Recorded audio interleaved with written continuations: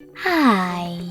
In front of me is Nokia T10, and today I would like to show you where you can locate all your downloads.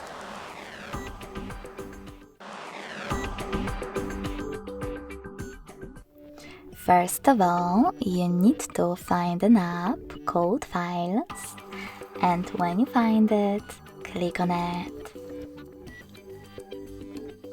Then tap on Continue at the bottom. Select Allow in the pop-up and click on Browse on the left below Clean if it's not already on. Last but not least, click on Downloads category. As you can see, all my downloaded files are over here. To access one, just click on it.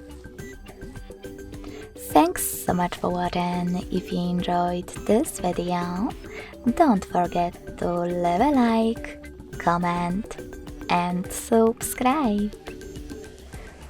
Bye!